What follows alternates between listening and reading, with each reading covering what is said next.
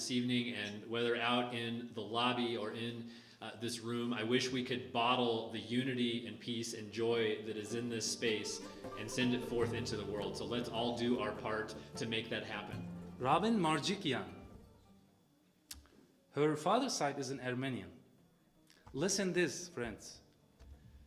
An Armenian lady works with a Turkish guy to hosting a Ramadan dinner at the Presbyterian Church.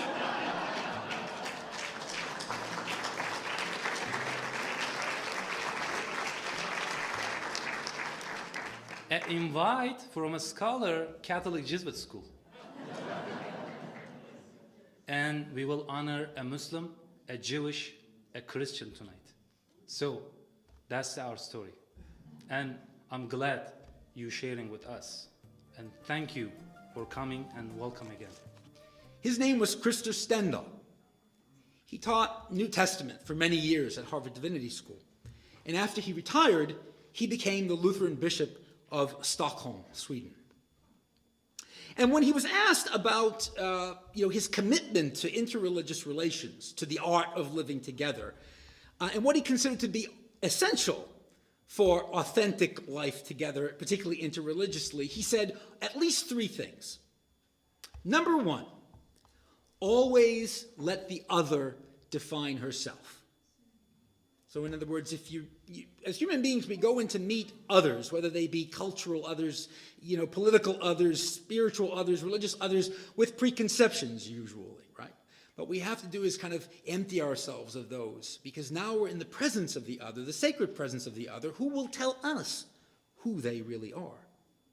Number two, he said, never compare my best with your worst. As we do this so much in human relationships of all kinds, right? And particularly we can do this in interfaith. It's like my Mother Teresa, your Osama bin Laden, something like that. Yeah, who stands a chance, right? And the third, always leave room for holy envy. And when he was asked what he meant by this rather oxymoronic construction, holy envy, he said it's when you see something in the faith of another, in the faith tradition of another, that you wish you had in your own faith tradition. I thought that what he really meant was not so much that perhaps there is no analog in your own tradition for that, but maybe that analog has lain dormant in your tradition at large, or you have not fully been made aware of its presence there and been drawn into the graces that it has to offer. My life is a series of experiences of holy envy. As I mentioned this evening, I would like to share specifically some of the story of my holy envy with respect to Ramadan. Nancy Sheftel Gomes, I like people, she says, and people of other faiths committed to getting together. Mr. David Barnes, who traces his personal commitment to interfaith work to the days when Congregation Shereth Israel was undergoing major retrofit construction, the Honorable Mr.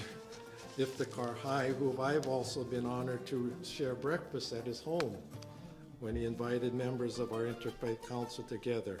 Ramadan, in which each and every day of fasting is brought to an end with the sweet delight of an iftar, or fast breaking, of dates and fruit juice. Iftar is immediately followed by sunset prayer, and then a night of special family or communal meals, special supererogatory prayers of refreshment known as tarawih, and other opportunities for family bonding and fellowship with the wider community of believers known as the Ummah.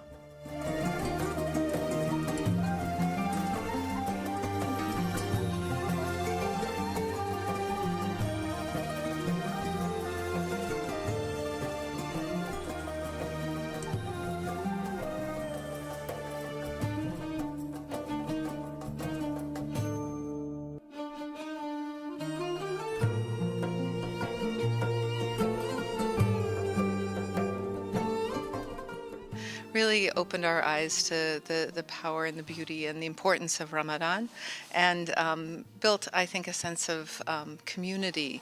And so I'm grateful for that, and I think it's a great contribution to the well-being and the health of the Bay Area. This is my first time here, and the first time ever being in a setting for Ramadan. So it was really interesting to hear the keynote. It was really great to have a Christian perspective, because that's my background. So it was really great to have those two come together and to see how alike we are, and just celebrating our diversity, but also celebrating how we are alike.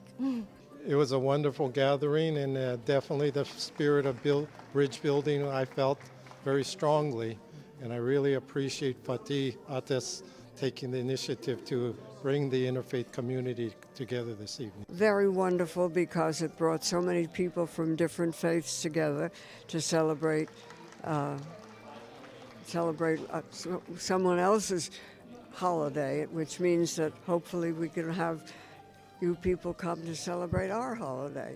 And then we learn from each other, and the more we know about each other, the happier we'll all be. I enjoyed the closeness of coming together with the Muslim faith, and having that interfaith experience, which we don't have enough of, I think, as brothers and sisters. So it really left me with a very good feeling. It was beautiful to come and share a Ramadan and Iftar in an interfaith setting with a fabulous group of faith communities that are civically engaged.